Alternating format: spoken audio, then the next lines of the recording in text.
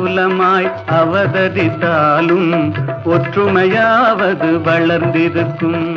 காற்றாய் நெருப்பாய் நீராயிருந்தால் கடுகளவாவது பயனிருக்கும்.